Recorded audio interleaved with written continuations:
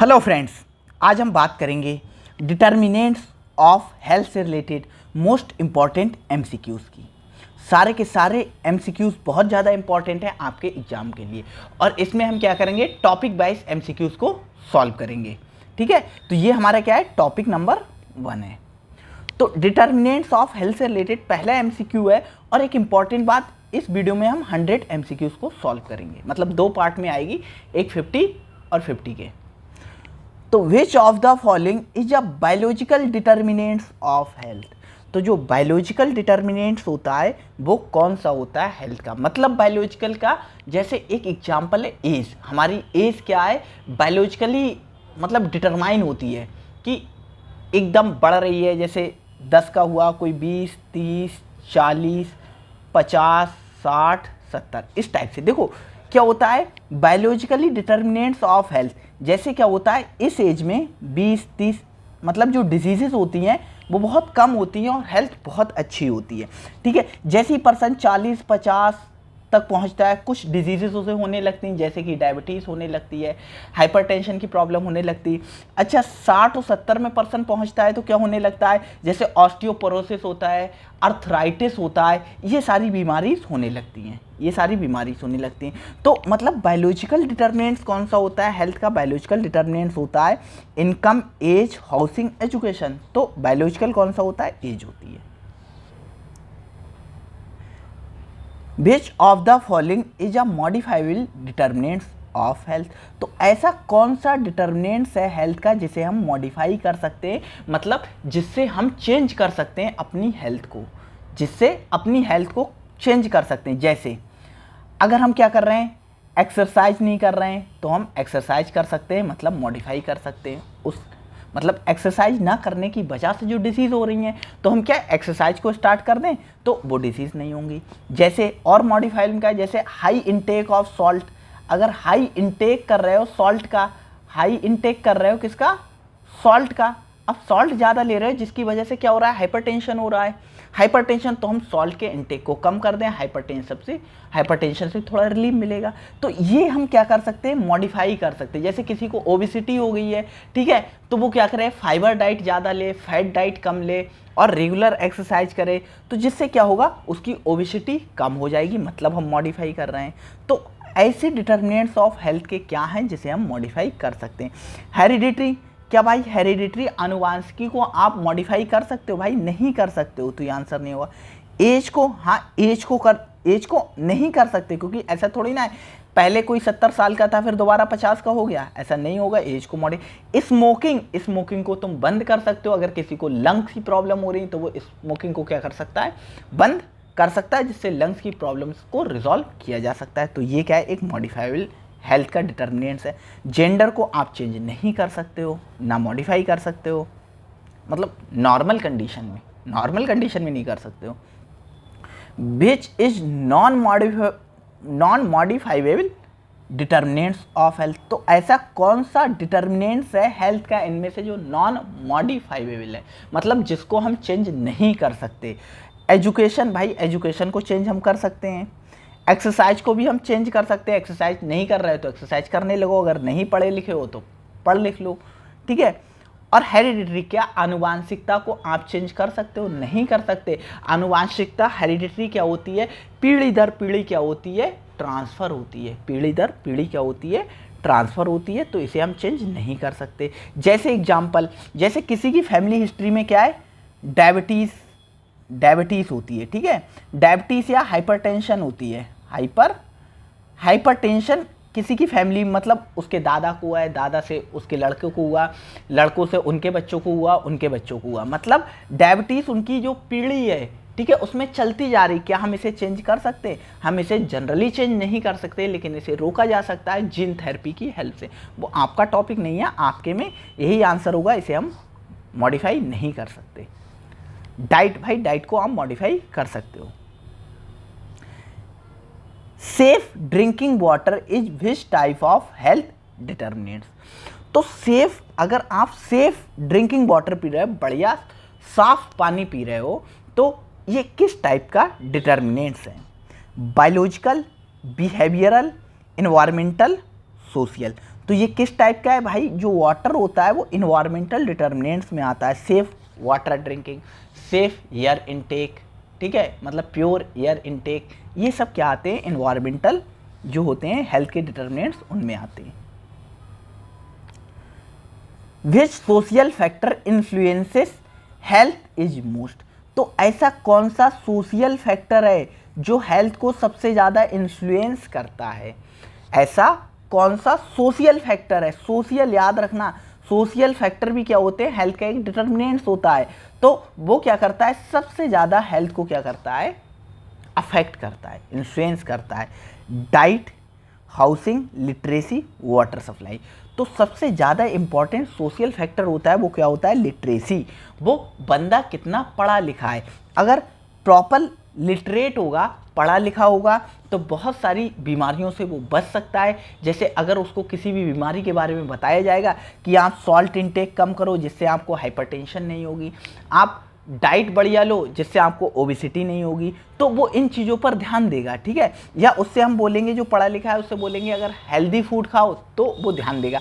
अगर हम illiterate person से बोलेंगे जो पढ़ा लिखा ज़्यादा नहीं है तो वो शायद हमारी उन बातों पर उतने अच्छे से गौर नहीं देगा और ना ही उतने अच्छे से उन बातों को समझ पाएगा। तो जो लिटरेसी होती है बहुत इंपॉर्टेंट सोशल फैक्टर होता है जो हेल्थ को डिटरमाइन करता है। Over crowding is classified under which determinants, तो कौन से डिटर्मिनेंट के अंडर ओवर क्राउडिंग को क्लासिफाई किया गया है। ओवर क्राउडिंग का मतलब होता है एक छोटे से घर में बहुत सारे लोग रहते हों, बहुत सारे लोग रहते हों छोटे से घर में, तो उसे बोलते हैं ओवर क्राउडिंग। तो ओवर क्राउडिंग कई बेसिस पे होती है, जैसे पर्सन पर रूम के हिसाब से होती है, ठीक है, ओवर क्राउडिंग। और क्या, एरिया के हिसाब से होती है, मेल और फीमेल के हिसाब से होती है। भाई आप वो थ्योरी में पढ़ लेना ओवर क्राउडिंग क्या होती है, ठीक है। अगर हम ओवर क्राउडिंग को बताने लगे तो आधा घंटा ओवर क्राउडिंग को बताने में चला जाएगा, ठीक है, तो हम वो नहीं कर रहे हैं। ओवर क्राउडिंग किस डिटर्मिनेंट्स के अंडर क्लासीफाई की गई है, ये इंपॉर्टेंट पोर्शन है। Economic, environmental, biological, behavioural. तो जो ओवर क्राउडिंग है उसको इन्वायरमेंटल जो डिटर्मिनेंट्स है उसके अंडर क्लासीफाई किया गया है। तो अगर आपको इस लेक्चर की पीडीएफ चाहिए हो, ठीक है, इन क्वेश्चंस की, तो आप कमेंट सेक्शन में हमें बता देना, हम इसकी पीडीएफ आपको प्रोवाइड कर देंगे। Which determinants is directly associated with life style disease, तो लाइफ स्टाइल डिजीज मतलब क्या होती हैं, लाइफ स्टाइल की डिजीज, जैसे कि हाइपरटेंशन। आप ज़्यादा सॉल्ट इंटेक कर रहे हो, आपको हाइपरटेंशन हो गया, तो आपकी लाइफ स्टाइल ठीक नहीं, आपको कम नमक खाना चाहिए था, ठीक है। और भी वजह होती है हाइपरटेंशन की, जैसे और आप प्रॉपर एक्सरसाइज नहीं कर रहे हो जिससे क्या हुआ, ओबेसिटी हो गई, तो ये आप मॉडिफाई कर सकते हो, लाइफ स्टाइल से रिलेटेड है। आपको एक्सरसाइज करना चाहिए थी जिससे आपको क्या, ओबेसिटी नहीं होती। तो ये क्या है, डायरेक्टली एसोसिएटेड कौन सी ऐसा डिटर्मिनेंट्स होता है जो किससे है, जो किससे, लाइफ स्टाइल से है। Environmental, behavioural, genetics, immunity. तो ये आप खुद अगर दिमाग लगाओ तो आप क्वेश्चन बिना पढ़े भी लगा सकते हो। भाई लाइफ स्टाइल में इन्वायरमेंटल का कोई रोल होगा, नहीं होगा। जेनेटिक्स का रोल नहीं होगा लाइफ स्टाइल से, क्योंकि जेनेटिक्स वाली चीज़ें तो चेंज ही नहीं होती हैं, इम्यूनिटी का भी नहीं होगा। तो एक रह गया आपका बिहेवियर। अगर आपने अपना बिहेवियर चेंज कर लिया, अपनी डे लाइफ एक्टिविटीज़ को चेंज कर लिया, तो आप क्या, लाइफ स्टाइल डिसीज से बच सकते हो। Which is an example of economic determinants of health, इनमें से कौन सा इकोनॉमिक डिटर्मिनेंट्स है हेल्थ का। तो इकोनॉमिक से समझ आता होगा इनकम, तो हेल्थ का कौन सा डिटर्मिनेंट होता है जो इकोनॉमिकल है, वो कौन सा होता है, आपका इनकम होता है। Health services availability is classified as, तो जो हेल्थ सर्विसेज की अवेलेबिलिटी है उसे क्लासिफाई किया गया है किस डिटर्मिनेंट्स के अंतर्गत। कौन सा ऐसा डिटर्मिनेंट है हेल्थ का जिसके अंतर्गत क्लासिफाई किया गया है हेल्थ की सर्विसेज को। तो इन्वायरमेंटल के अंतर्गत तो नहीं करेंगे भाई, बिहेवियरल के अंतर्गत भी नहीं करेंगे, हेल्थ से रिलेटेड कोई हमारे पास डिटर्मिनेंट्स होगा उसमें करेंगे। तो हेल्थ सिस्टम डिटर्मिनेंट्स जो होता है उसमें क्लासिफाई करते हैं हेल्थ सर्विसेज हैं उनकी अवेलेबिलिटी।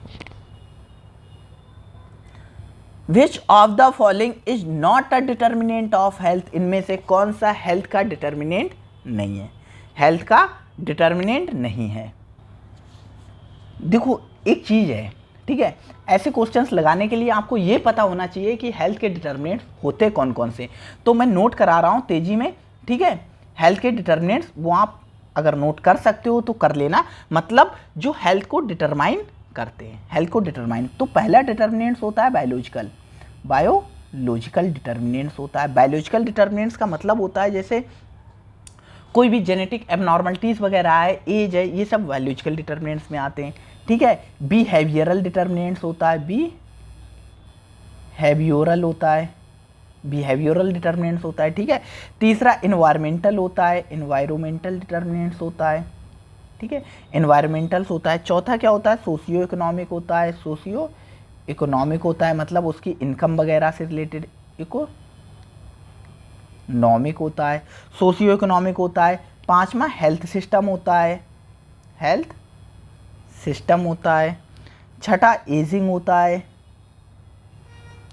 सातवां जेंडर होता है। देखो ये 7 तो बहुत ज़्यादा इंपॉर्टेंट है, बाकी और भी होते हैं, लेकिन ये कम से कम 7 आपको पता होना चाहिए। Biological determinants, behavioural determinants, environmental determinants, socio economic determinants, health system determinants, ageing determinants और जेंडर, ठीक है। हमारा क्वेश्चन क्या है, कौन सा हेल्थ का डिटर्मिनेंट नहीं है भाई? हाउसिंग डिटर्मिनेंट्स होता है। किस में आ जाता है हमारा? जो हाउसिंग होगा वो किस में आ जाएगा? हमारा हाउसिंग आ जाएगा इनमें से इन्वायरमेंटल वाले में आ जाएगा। एज तो हमने पढ़ लिया। एजुकेशन हमारा किस में? एजुकेशन का हमने क्या पढ़ा है, जो हमारा क्या होगा, एजुकेशन भी इसमें आ जाएगा हमारा। किस में आ जाएगा? बायोलॉजिकल, बिहेवियरल और क्या होता है, environmental, socio economic, health, ageing, इसमें आ जाएगा। बिहेवियरल में हमारा एजुकेशन आ जाएगा, क्योंकि हम एजुकेशन को चेंज कर सकते हैं। जैसे हम अगर कम पढ़े हुए हैं तो हम ज़्यादा पढ़ सकते हैं। देखो मैंने बता दिया ये 7 इंपॉर्टेंट है, इसके अंदर भी बहुत सारी चीज़ें आती हैं, वो आपको पढ़ना है, नहीं पढ़ना है तो आप ऐसे ही नाम लिखते जाओ, 10, 12, 14, 16 आते जाएंगे, ठीक है।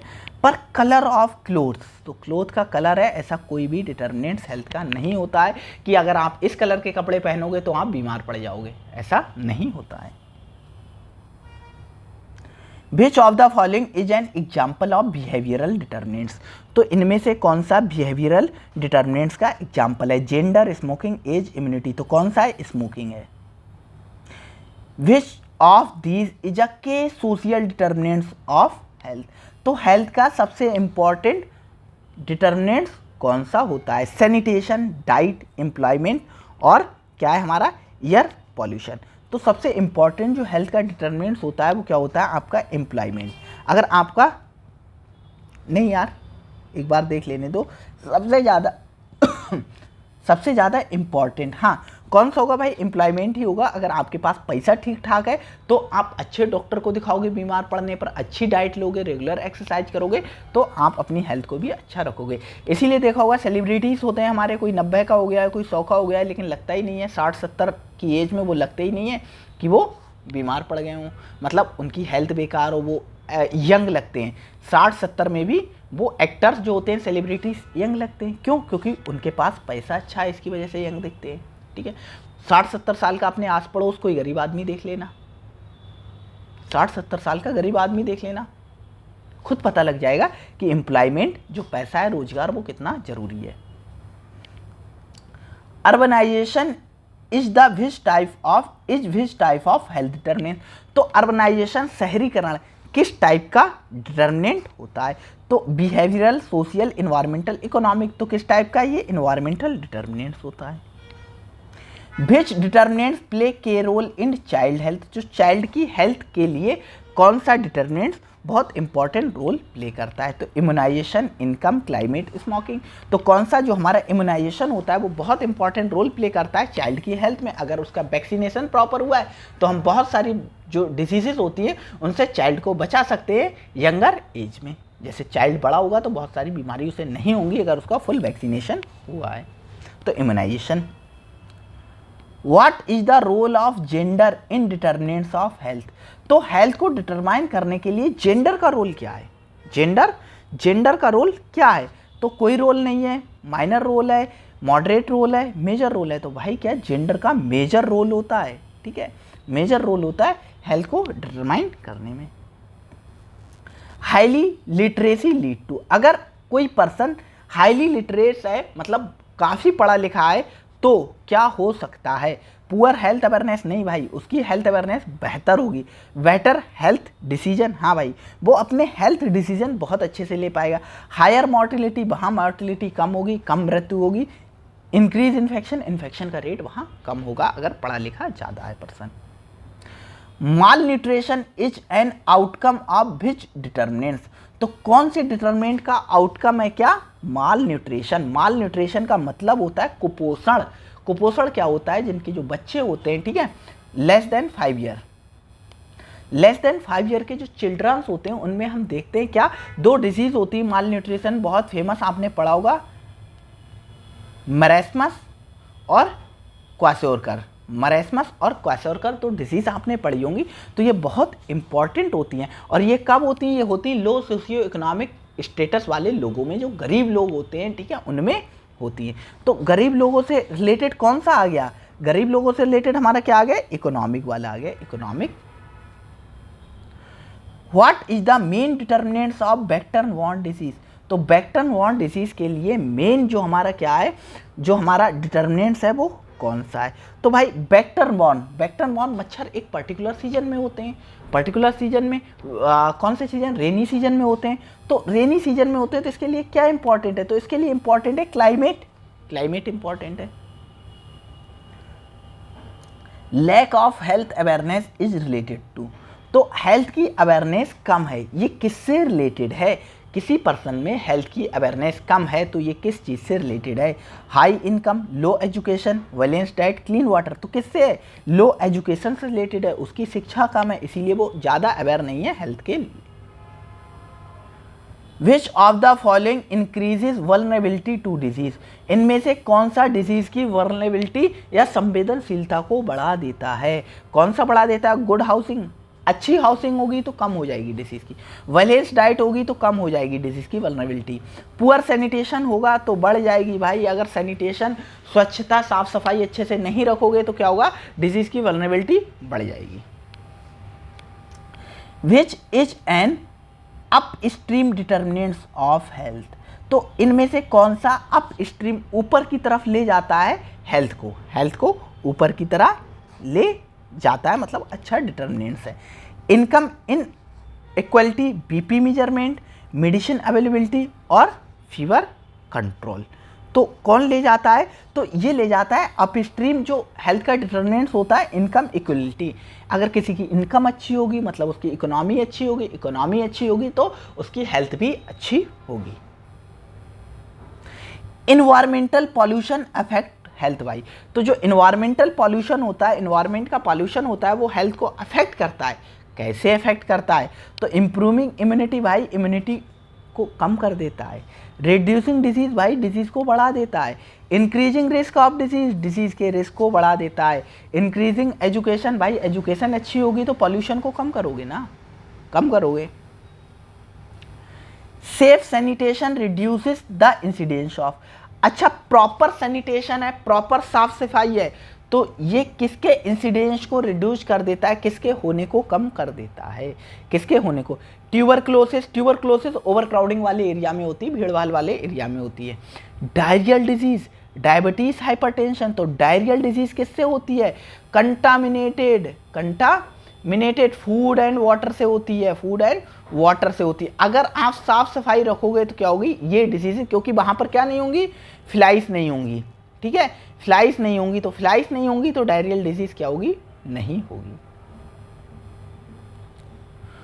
What is daily stand for, तो जो डेली होती है उसका जो फुल फॉर्म होता है वो क्या होता है? तो इसका फुल फॉर्म होता है, क्या होता है मैं आपको बता रहा हूं। फुल फॉर्म इसका होता है, डायरेक्ट आप याद कर लो, disability, disability, disability adjusted life years, disability adjusted life year, तो कौन सा है? डेली नहीं, disability adjusted life years, B option हमारा ठीक होगा।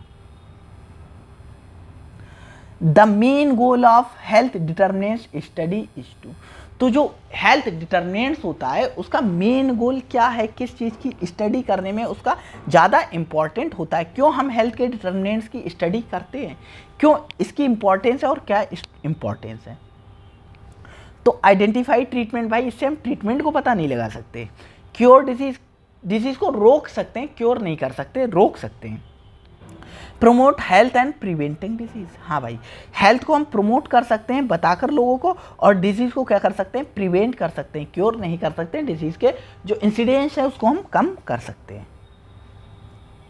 विच of the following is a most influenced by education, तो इनमें से कौन सा डिटर्मिनेंट्स है जो सबसे ज़्यादा क्या होता है, इन्फ्लुएंस होता है एजुकेशन से। तो एजुकेशन से क्या इन्फ्लुएंस होता है भाई, हेल्थ का behaviour. Which determinants affect reproductive health is most, तो कौन सा डिटर्मिनेंट्स होता है जो रिप्रोडक्टिव हेल्थ को सबसे ज़्यादा अफेक्ट करता है। हाउसिंग, एजुकेशन, एयर क्वालिटी और हेरिडिटी। तो क्या होता है, एजुकेशन। क्या इसका मतलब क्या है रिप्रोडक्टिव हेल्थ को, जैसे क्या होता है गांव वगैरह में क्या होता है, किसी को क्या हो गया, सिफिलिस हो गया, HIV हो गया, ठीक है, ये क्या है, किसी को वेजिनोसिस हो गया, ठीक है, कैंडिडियासिस हो गया, मतलब यूरिनरी ट्रैक्ट इन्फेक्शन वगैरह हो गया। तो ये क्या है, जैसे यूरिनरी ट्रैक्ट इन्फेक्शन नहीं है, मतलब रिप्रोडक्टिव ट्रैक्ट इन्फेक्शन नहीं है, तो ये सारे इन्फेक्शन क्या है, रिप्रोडक्टिव एरिया में होते हैं, रिप्रोडक्टिव एरिया में होते हैं, ठीक है। जेनाइटल वार्ड्स वगैरह है, तो वो क्या होते हैं, शर्म की वजह से क्या होता है, डॉक्टर के पास नहीं जाते हैं और डिजीज सीवियर हो जाती। पर एक पढ़ा लिखा एजुकेटेड पर्सन होगा, ठीक है, वो क्या है, हॉस्पिटल्स में जाएगा, डॉक्टर से कंसल्ट करेगा, तो उसका ट्रीटमेंट होगा और वो ठीक हो जाएगा। और गांव में क्या होता है, ऐसा नहीं होता है, लोग दिखाने नहीं जाते हैं, जिससे डिसीज सीवियर होती जाती और लास्ट में उसे ट्रीट करना बहुत मुश्किल हो जाता है। तो इसीलिए क्या है, मतलब जो रिप्रोडक्टिव हेल्थ है वो बहुत ज़रूरी होती है एजुकेशन से रिलेटेड। अगर एजुकेट है पर्सन तो वो इजीली डॉक्टर से कंसल्ट करेगा, अगर बिना एजुकेटेड है तो वो शर्म की वजह से जाएगा ही नहीं। लेकिन इसमें कोई शर्म की बात नहीं होती है। जब हम मेडिकल कॉलेज में आए तब हमें ऐसा पता लगा, हमें तब पता लगा जब हम मेडिकल कॉलेज में आए कि यहाँ तो दिन रात पेशेंट आ रहे हैं और हमें पेशेंट को देखना भी हो रहा है, पेशेंट को हमें देखना भी हो रहा है एक्सपोज कराकर कि किसी को क्या इन्फेक्शन है, किसी के टेस्टिस में इन्फेक्शन है, किसी को क्या है पेनिस में इन्फेक्शन है, ये सब हम देख रहे हैं, ठीक है। तो ये बहुत इंपॉर्टेंट है, आपको पता होना चाहिए। अनएम्प्लॉयमेंट लीड्स टू, तो अनएम्प्लॉयमेंट होता है, जो बेरोजगारी होती है वो किसे लीड करती है, बेटर डाइट। भाई जब अनएम्प्लॉयड होगा अच्छी डाइट कहाँ से ले लेगा, रिड्यूस्ड स्ट्रेस, भाई स्ट्रेस उसका रिड्यूस नहीं होगा, बढ़ेगा। मेंटल इलनेस उसकी बढ़ेगी, हाँ भाई मेंटल इलनेस उसकी बढ़ेगी, तो सी ऑप्शन हमारा ठीक होना चाहिए।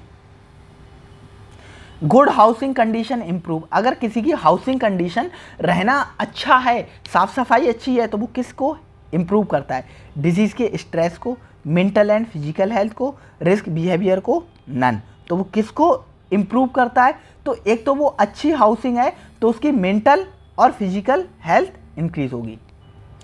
तो क्या होता है हमारा जो गुड हाउसिंग है तो वो क्या मेंटल एंड फिजिकल हेल्थ को बढ़ाएगी, ठीक है, डिसीज़ के स्प्रेड को भी रोक सकती है। ये भी ऑप्शन ठीक हो सकता है, लेकिन बुक में भी ऑप्शन दिया था। Which one is an indirect health determinants, तो इनमें से कौन सा इनडायरेक्ट हेल्थ का डिटर्मिनेंट्स होता है, इनडायरेक्ट है, डायरेक्ट नहीं है, इनडायरेक्ट है। तो immunisation, clean water, gender equality और एंटीबायोटिक्स। तो क्या है, जेंडर इक्वालिटी है। Which determinants directly influence birth rate, तो ऐसा कौन सा डिटर्मिनेंट्स है जो डायरेक्टली इन्फ्लुएंस करता है बर्थ की रेट को, बर्थ की रेट को, कि बर्थ बच्चों की बर्थ कितनी होगी। तो ये सबसे इंपॉर्टेंट होता है इसका एजुकेशन। तो अगर कोई एजुकेटेड पर्सन है तो वो क्या करेगा, हम एक ही मतलब चाइल्ड करेंगे या 2 चाइल्ड करेंगे, हार्डली 3 करेंगे, ठीक है। और अगर इलिटरेट पर्सन है तो वो क्या करेगा, 5 चाइल्ड कर लिए, 7 चाइल्ड कर लिए। जो मतलब एजुकेटेड पर्सन होगा वो सोचेगा कि हम अपने एक बच्चे को बेहतर खिलाएंगे, बेहतर पढ़ाएंगे, या 2 बच्चों को हम अच्छे से कराएंगे, ठीक है, अच्छे से पढ़ा पाएँ, अच्छे से रख पाएँ। तो ये सारी चीज़ें एजुकेटेड पर्सन सोचता है और अनएजुकेटेड पर्सन ये नहीं सोचता है। Overcrowding mainly leads to, तो जो ओवर क्राउडिंग होती है वो मेनली कौन सी डिजीज़ कराती। तो अभी ऊपर मैंने बताया था ओवर क्राउडिंग से क्या होता है, ओवर क्राउडिंग बहुत इंपॉर्टेंट फैक्टर होता है ट्यूबरक्लोसिस के स्प्रेड का। Which factor is crucial for preventing water borne disease, तो वाटर बॉर्न डिजीज को प्रिवेंट करने के लिए पानी से होने वाली डिजीज़ को प्रिवेंट करने के लिए सबसे इम्पॉर्टेंट जो फैक्टर है वो कौन सा होता है? Sanitation, air quality, hereditary, vaccination. तो हम क्या करें? प्रॉपर सैनिटेशन करें, जो ह्यूमन एक्सक्रीटा होता है उसको प्रॉपर डिस्पोज करें, जिससे क्या है, वाटरबॉर्न डिजीज कम से कम फैले। विच of the following is not a modifiable determinant. तो ऐसा कौन सा डिटर्मिनेंट है जिसे हम मॉडिफाई नहीं कर सकते? डाइट को मॉडिफाई कर सकते हैं, एक्सरसाइज कर सकते हैं, अल्कोहल यूज को मॉडिफाई कर सकते हैं, एज को हम मॉडिफाई नहीं कर सकते। विच of the following is an economic determinants. तो इनमें से कौन सा इकोनॉमिक डिटर्मिनेंट्स है? तो इकोनॉमिक डिटर्मिनेंट्स क्या है? इनकम है। What does GNP stand for? Economic health determinants. तो इकोनॉमिक हेल्थ डिटर्मिनेंट्स के लिए तो हमारी जो GNP होती है वो किसे डिनोट करती है? तो GNP डिनोट करती है ग्रॉस, याद रखना, gross national product. Gross national product, क्या है आंसर? ग्रॉस नेशनल प्रोडक्ट को अगर GNP किसी की अच्छी होगी तो उसकी इकोनॉमी भी अच्छी होगी, उसके पास ठीक ठाक पैसा होगा। Inadequate ventilation contributes to. Inadequate ventilation, अगर कहीं पर जो एयर है उसका आदान प्रदान अच्छा नहीं, बहुत कंजेस्टेड एरिया है, विंडो नहीं है घर में, ठीक है, वेंटिलेशन प्रॉपर नहीं हो रहा है, विंडो नहीं है, दरवाजे नहीं है, तो क्या होगा? डोर्स नहीं है तो प्रॉपर वेंटिलेशन नहीं हो पाएगा। अगर वेंटिलेशन प्रॉपर नहीं होगा है तो सबसे कॉमन प्रॉब्लम क्या होगी? रेस्पिरेशन से रिलेटेड प्रॉब्लम होंगी। आई डिजीज़ कब होंगी? जब प्रॉपर सनलाइट का एक्सपोजर नहीं है, घर में प्रॉपर सनलाइट नहीं आ रही तो आई डिजीज़ होंगी। हार्ट की डिजीज़ तो अगर एक्सरसाइज वगैरह नहीं कर रहा है तब होंगी। रेस्पिरेटरी इलनेस होंगी, प्रॉपर वेंटिलेशन नहीं है। The term social gradients in health refers to. तो हेल्थ में जो सोशल ग्रेडियंट वर्ड होता है वो किस चीज़ को रेफ़र करता है? वो रेफ़र करता है wealth difference and health outcome. तो वेल्थ में डिफरेंस क्या है और उसकी वजह से हेल्थ का आउटकम क्या आ रहा है? अगर कोई गरीब बंदा है तो उसकी हेल्थ अच्छी नहीं होगी, अगर कोई मतलब पैसे वाला बंदा है जिसके पास अच्छी इनकम का सोर्स है तो उसकी हेल्थ अच्छी होगी। तो यही सोशल ग्रेडियंट, मतलब उसके पास पैसा क्या है वो हेल्थ को डिटरमाइन कर रहा है, तो उसी को बोलते हैं social gradient, wealth difference and health. Which determinants is most important in occupation health. तो ऑक्यूपेशन हेल्थ में ऑक्यूपेशनल हेल्थ में कौन सा डिटर्मिनेंट्स है मोस्ट इंपॉर्टेंट है? तो workplace environment, gender, age, education.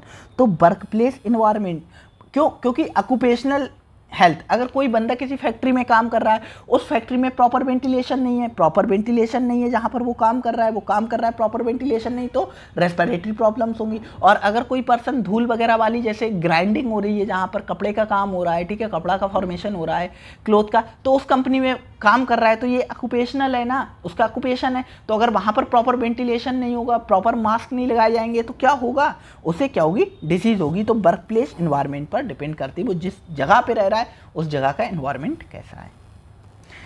Education influences health through. तो education होती है हेल्थ के मतलब हेल्थ को कैसे क्या करती है? एजुकेशन होती है इन्फ्लुएंसेस हेल्थ थ्रू। तो किसके थ्रू जो एजुकेशन होती है हेल्थ को इन्फ्लुएंस करती है? बेटर डिसीजन मेकिंग, मोर डिसीज, इंक्रीज पॉवर्टी, नन। तो बेटर डिसीजन मेकिंग, उसकी जो डिसीजन मेकिंग होगी वो अच्छी होगी, जिससे उसे हेल्थ की प्रॉब्लम्स नहीं होंगी। Which one of these is not a social determinants. इनमें से कौन सा सोशल डिटर्मिनेंट्स नहीं है? इनकम है, सैनिटेशन, हाउसिंग, ब्लड ग्रुप। तो ब्लड ग्रुप कोई भी सोशल डिटर्मिनेंट्स हेल्थ का नहीं है। ये क्या है? बायोलॉजिकल डिटर्मिनेंट्स है, बायोलॉजिकल डिटर्मिनेंट्स है, क्योंकि हर पर्सन का डिफरेंट होता है। मतलब हर पर्सन का नहीं, दो पर्सन का सेम भी ब्लड ग्रुप हो सकता है, लेकिन पर्सन टू पर्सन वेरी करता है।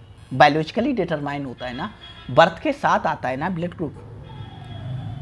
Lack of physical activity is अगर कोई बंदा फिजिकल एक्टिविटी नहीं कर रहा है तो क्या है, किस टाइप का ये डिटर्मिनेंट्स है?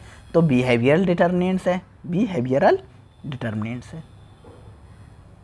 A child growth is influenced by. एक चाइल्ड की जो वृद्धि होती है, ग्रोथ होती है, डेवलपमेंट होता है, वो इन्फ्लुएंस होता है जेनेटिक फैक्टर से। हाँ भाई होता है, न्यूट्रिशन से भी होता है, इन्फेक्शन, उसके इन्फेक्शन से भी होता है। तो ऑल ऑफ दिस, अगर जेनेटिक फैक्टर्स क्या होंगे जो मतलब ग्रोथ मतलब हाइट के ज़्यादा होंगे, जैसे अगर किसी के मदर और फादर की हाइट ज़्यादा है तो बच्चों की भी हाइट ज़्यादा होगी, मतलब उसमें ग्रोथ फैक्टर आए हैं हाइट वाले।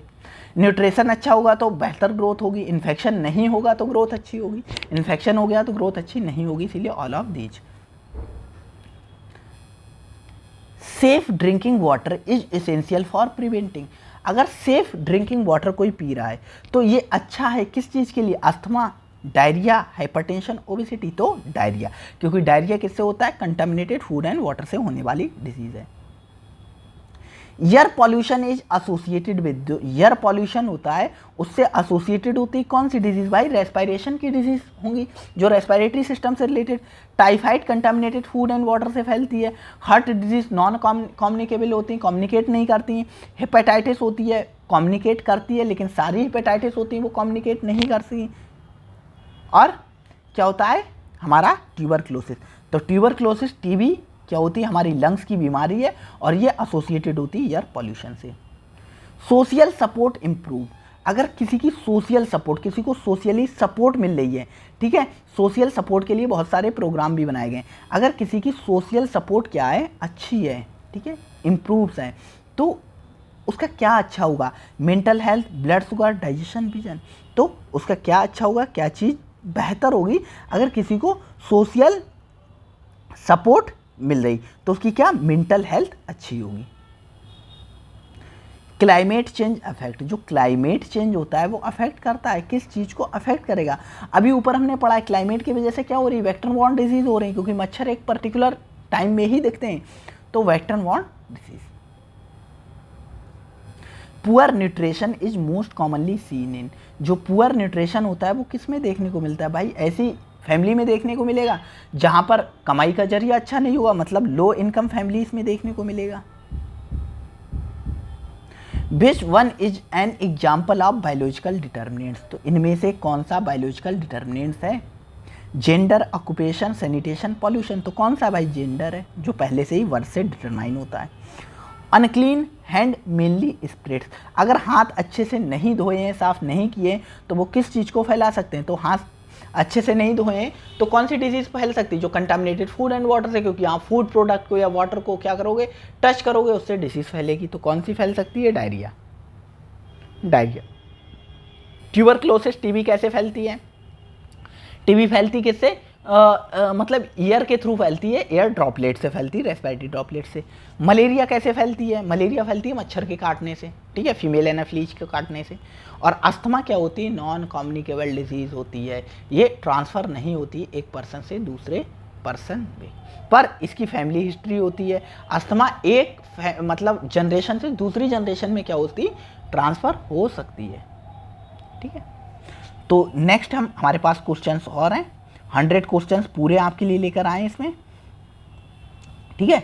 ये रहे 100 क्वेश्चंस। अगर आपको पीडीएफ चाहिए हो, अगर अभी तक आप लोग लेक्चर देख रहे हो, तो अगर आपको पीडीएफ चाहिए हो तो आप कमेंट सेक्शन में बता देना, हम पीडीएफ को प्रोवाइड कर देंगे। हम पार्ट 2 में इसके आगे की वीडियोस आपको प्रोवाइड करेंगे। Thank you.